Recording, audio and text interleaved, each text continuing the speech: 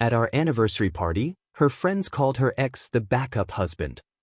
I said, "Smart idea," then handed him my ring and walked away. The room went silent. I should have realized something was off when Melissa insisted on throwing this elaborate 6th anniversary celebration at a rented beach house in Virginia Beach, but I figured it was just her way of trying to reconnect after what felt like months of growing distance between us. I work as a marine equipment technician at Norfolk Naval Shipyard, and between my long hours maintaining submarine systems and her increasingly frequent girls' nights out with her marketing team, we'd been living more like polite roommates than spouses since winter ended. When she pitched the idea of inviting 30 people for a weekend celebration, complete with catered food and professional bartenders, I reluctantly agreed despite the hefty cost, thinking maybe surrounding ourselves with old friends would remind us why we fell in love in the first place. The guest list became a source of tension immediately. Melissa kept it deliberately vague, just mentioning college sorority sisters and work colleagues,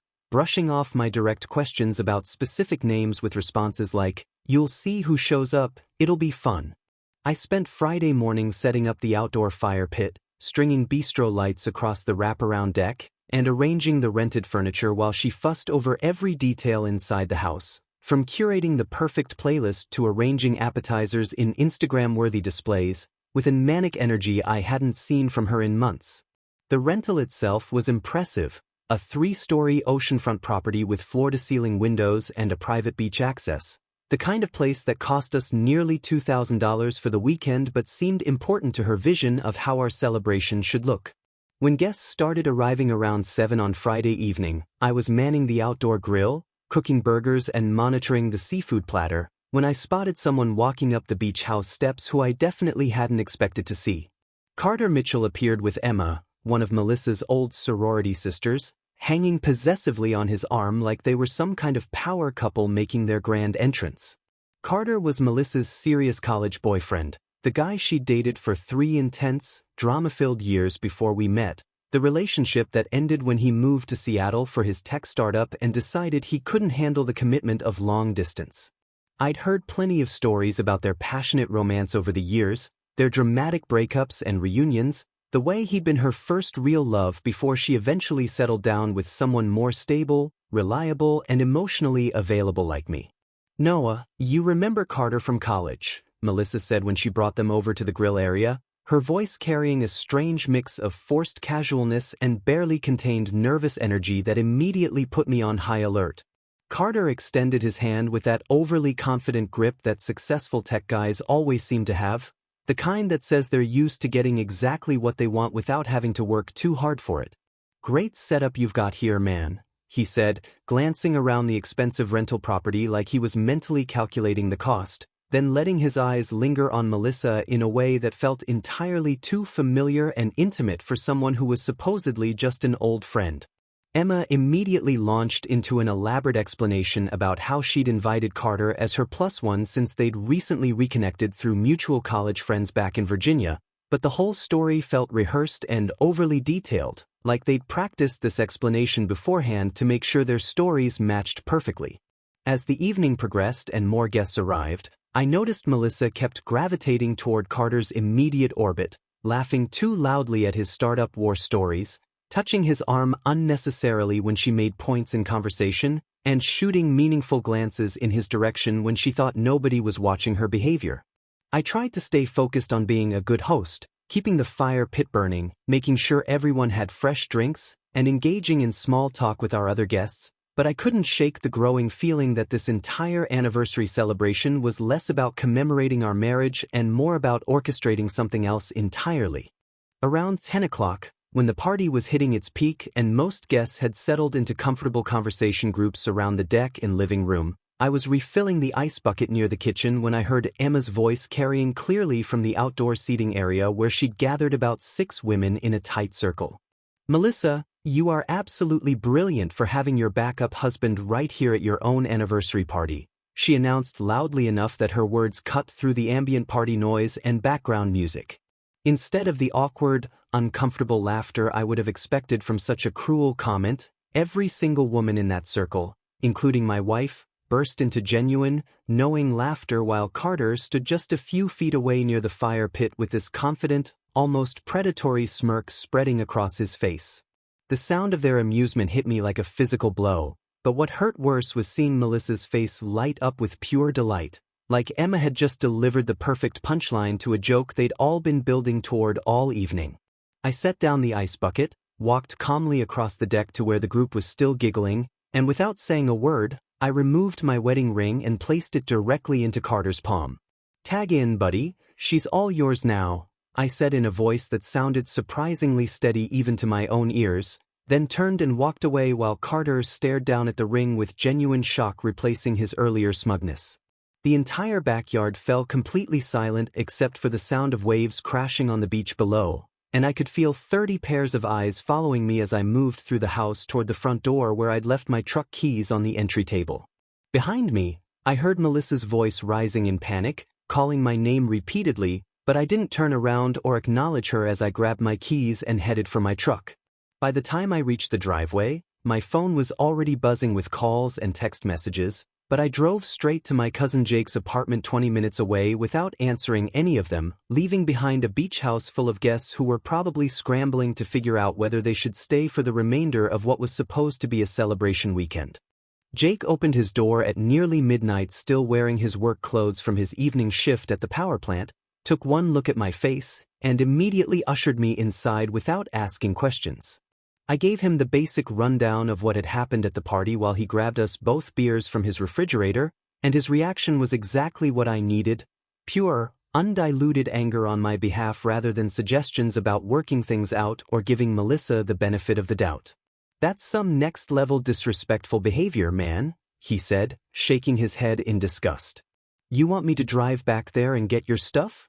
I declined his offer but accepted his couch for the weekend, turning off my phone completely to avoid the constant stream of calls and increasingly desperate text messages that I could see lighting up the screen every few minutes. On Saturday morning, while Jake was at work, I decided to do some investigating into what had really been happening in my marriage over the past few months, starting with our shared cloud storage account where Melissa backed up all her photos. What I discovered made my stomach turn and confirmed that the backup husband comment wasn't some spontaneous cruel joke. It was the culmination of months of careful planning and deception. Hidden in a folder labeled Work Projects were dozens of photos she'd taken during what I now realized were secret meetups with Carter, including romantic shots of him at coffee shops, hiking trails, and restaurants that she'd never mentioned visiting.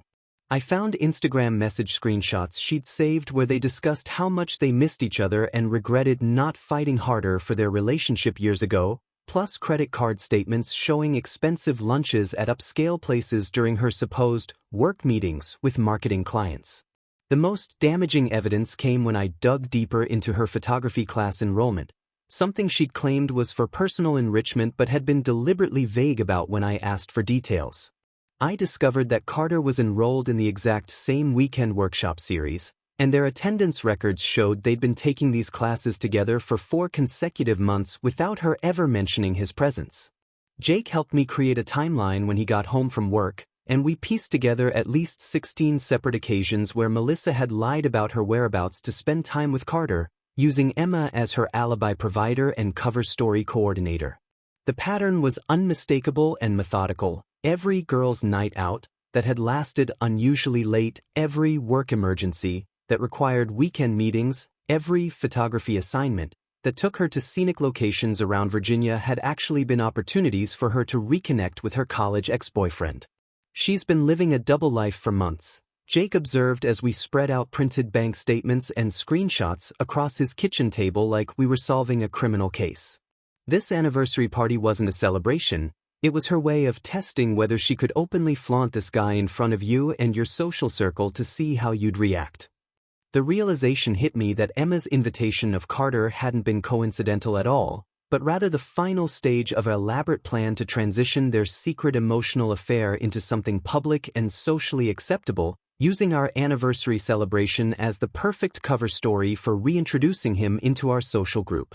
On Monday morning, I called in sick to work and drove directly to the law office of Patricia Williams, a divorce attorney Jake's brother had recommended when he went through his own messy separation 2 years earlier. Patricia was a no-nonsense woman in her 50s who listened to my story without judgment, took detailed notes about the evidence I'd compiled, and gave me straightforward advice about protecting myself legally and financially during what she predicted would be a contentious process. Given that you have no children and no jointly owned property beyond your apartment lease, this should be relatively clean, she explained while reviewing copies of our bank statements and the photo evidence I'd printed. I'm filing for dissolution of marriage based on irreconcilable differences, and will request no spousal support since you both have independent incomes and she's clearly been planning her exit strategy. Within hours of Patricia filing the paperwork, my phone exploded with calls from Melissa, Emma, and several mutual friends who'd apparently been designated as mediators in what they assumed was just a temporary marital spat that could be resolved through conversation and compromise. The messages ranged from Melissa's tearful voicemails claiming the backup husband comment was just an innocent joke that I'd completely misinterpreted, to Emma's defensive texts insisting that I was overreacting to what had been harmless fun among old friends. When I refused to answer their calls directly, Melissa eventually contacted me through Jake's phone on Wednesday evening, her voice shaking with what sounded like genuine panic rather than her usual controlled manipulation tactics. "Noah, please, we need to talk about this rationally," she said when Jake handed me his phone with an eye roll. "I never meant for things to go this far, and you're throwing away 6 years over a stupid comment that didn't mean anything." I took a deep breath and responded in the calmest voice I could manage. "Melissa, I found the photos, the restaurant receipts, the photography class enrollment records, and months of lies about where you've been spending your time. This isn't about one comment. It's about you systematically planning to replace me while using our marriage as a safety net." The silence on her end stretched for nearly 30 seconds before she finally spoke again, her voice barely above a whisper. "Nothing physical happened between us, Noah. We just reconnected as friends and maybe got carried away with nostalgia, but I never cheated on you in any meaningful way." I almost laughed at the absurdity of her defense. Emotional betrayal and public humiliation are more than enough grounds for ending our marriage, especially when you've been lying to my face for months while planning to parade your ex-boyfriend around at our anniversary party. When she started crying and begging for marriage counseling, claiming she'd been confused about her feelings but wanted to fight for our relationship, I simply told her that Carter could have her full-time now since that's clearly what she'd been working toward, and that I was done being anyone's safety net while they explored better options. 2 weeks after I filed for divorce, Melissa requested a final face-to-face meeting at what she called Neutral Territory, a busy diner in Norfolk that we'd never been to together, claiming she had important things to say that couldn't be communicated through lawyers or phone calls. Patricia advised me to agree to the meeting but insisted on positioning herself at a corner table where she could observe our interaction while remaining inconspicuous, just in case Melissa tried to manipulate the situation or make false accusations about my behavior during our conversation. When I arrived at the diner on Thursday evening, Melissa was already seated in a back booth looking smaller and more fragile than I'd ever seen her, wearing minimal makeup and a simple sweater instead of her usual carefully curated appearance that took her an hour to perfect each morning. "Thank you for coming," she said quietly as I slid into the seat across from her, her hands wrapped around a coffee mug like she was trying to absorb its warmth. "I know you probably hate me right now, but I needed to explain what really happened and why I made such terrible decisions over the past few months." I ordered coffee from the waitress and waited for Melissa to continue, keeping my expression neutral while she gathered her thoughts and dabbed at her eyes with a napkin she'd apparently been using throughout whatever internal breakdown had preceded my arrival. "The truth is, I never fully got over Carter when we broke up in college," she began, her voice barely audible above the diner's ambient noise. "When Emma told me he'd moved back to Virginia and was asking about me, it stirred up all these old feelings I thought I'd buried years ago. Seeing him again made me question whether I'd settled for safety and stability instead of following my heart like I should have when I was younger." Her confession continued with painful honesty about how she'd convinced herself that exploring her connection with Carter wasn't really cheating since they were just talking and reminiscing about their college relationship, and how the backup husband joke had been planned in advance between her and Emma as a way to test whether I'd be okay with Carter becoming a regular part of our social circle. "Emma thought it would be funny, like you'd laugh along and prove that you were secure enough in our marriage to handle me having male friends from my past," Melissa explained, though her tone suggested she knew how ridiculous that justification sounded when spoken aloud. We never intended for it to come out as cruel as it did, and I certainly never expected you to react by walking away completely. I listened to her entire explanation without interrupting, then calmly pointed out the obvious flaw in her logic. Melissa, our relationship was built on you rebounding from Carter when he moved away and broke your heart. I was always the safe choice, the reliable backup plan, not your passionate first pick. The backup husband comment wasn't a joke. It was the most honest thing you've ever said about how you see our marriage.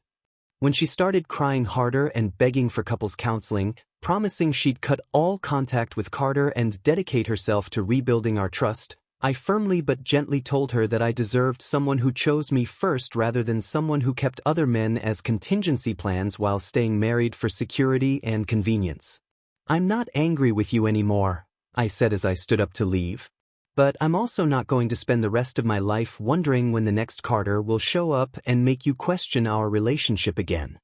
I left money for both our coffees on the table and told her to sign the divorce papers so we could both move forward with whatever lives we wanted to build separately.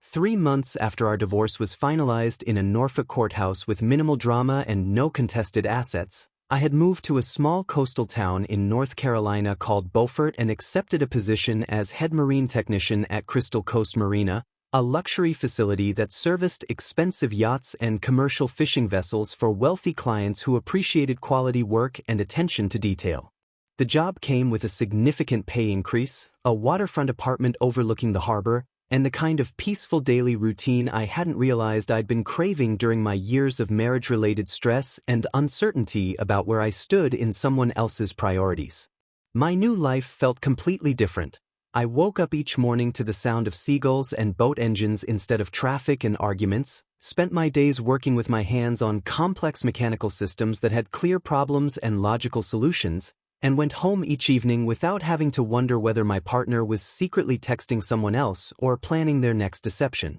Through mutual friends back in Virginia, I learned that Carter had quickly lost interest in Melissa once their relationship became public and real rather than secretive and exciting, apparently deciding that the thrill of the chase had been more appealing than the actual responsibility of dating her without the drama of sneaking around behind someone else's back.